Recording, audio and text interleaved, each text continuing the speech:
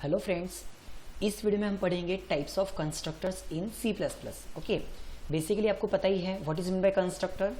Constructors are used to initialize class data और objects of the class. Okay, now अब हम देखने वाले हैं कंस्ट्रक्टर्स के types. So C plus plus में फॉलोइंग टाइप्स के कंस्ट्रक्टर्स हैं। देखो, नंबर 1 सिंपल कंस्ट्रक्टर, या फिर इसी को हम बोलेंगे default constructor. Number 2 parameterize constructor. Number 3 copy constructor. Okay, so there are 3 types of constructors supported by C plus plus: simple और default constructor, parameterize constructor and copy constructor. अब इस video में हम देखेंगे सिर्फ और सिर्फ सिंपल या फिर डिफॉल्ट कंस्ट्रक्टर। ओके, देन उसके आगे की वीडियो में पैरामीटराइज एंड आगे की वीडियो में copy constructor. Okay, so let's start with simple और default constructor.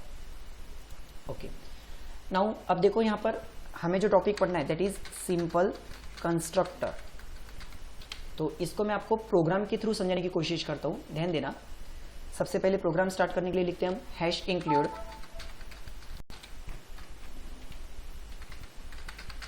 iostream.h। Okay, now अब मुझे यहाँ पर एक क्लास लेना है।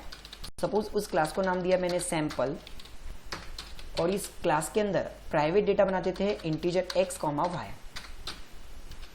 नाउ पब्लिक सेक्शन, इस पब्लिक सेक्शन में मुझे बनाना है कंस्ट्रक्टर। और आपको पता ही है what is constructor. Constructor is the special function of class whose name always similar as class name. तो देखो, मैंने कंस्ट्रक्टर का नाम वही रखा जो हमारे क्लास का नाम है। मतलब constructor is the special function of class whose name always similar as class name. अच्छा, दूसरी चीज, constructor never has any return type. इसके सामने ना वॉइड लगता ना कोई। Okay, so this is constructor. और जब मैं कंस्ट्रक्टर बिना किसी पैरामीटर के बनाता हूं then it is called simple और default constructor. When we create a constructor without any parameter value then it is called simple और डिफॉल्ट कंस्ट्रक्टर। और इसका बेसिक काम क्या रहेगा, अगर आपके पास में जो डेटा है वो अगर न्यूमेरिक है तो उनको 0 से इनिशियलाइज करना, और अगर आपका डेटा कैरेक्टर में रहता था तो उसको नल कैरेक्टर से इनिशियलाइज करना। Okay, this is default values. So यहां पर हमें क्या करना है, हमारे क्लास का जो डेटा है x और y उसको हम बाय डिफॉल्ट कैसे इनिशियलाइज कर रहे हैं, 0 से। और अगर आपको यहाँ पे कुछ स्टेटमेंट लिखना है तो आप लिख सकते हैं it is simple constructor,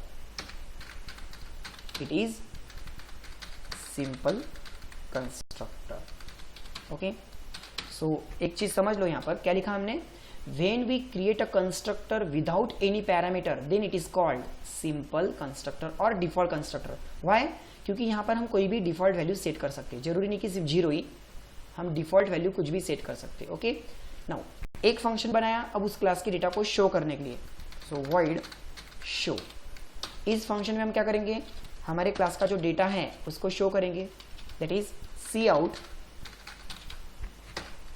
data equals to x, बीच में space y and then endl, that is end line. Okay, चलो क्लास को किया मैंने क्लोज। अब सिंपल कंस्ट्रक्टर कॉल कब होते हैं, सो आपको तो पता ही है, as soon as we create the object constructor get called, है ना।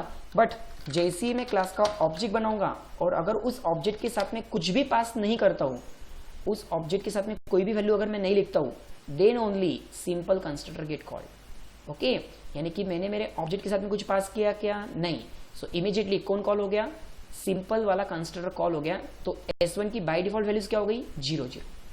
S1 की बाय डिफॉल्ट वैल्यूज क्या हो गई, 0 0। ओके, सेम अगर मैंने इमीडिएटली S2 नाम का ऑब्जेक्ट बनाया तो, या इमीडिएटली S3 नाम का ऑब्जेक्ट बनाया तो, तीनों ने किसको कॉल किए, सिंपल कंस्ट्रक्टर को। As soon as we create the object without any value then simple constructor get called, और उनको बाय डिफॉल्ट वैल्यूज क्या मिल चुकी है, 0 0।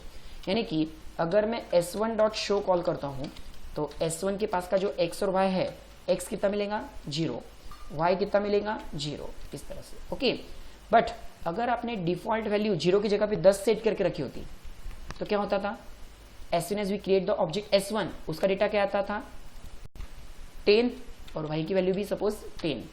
उसी तरह अगर आपने S2 को भी अगर कॉल करने के लिए बोला, S2 डॉट शो, तो उसका भी डेटा क्या आएगा, as soon as we create the S2 object same simple constructor get called, उसमें जो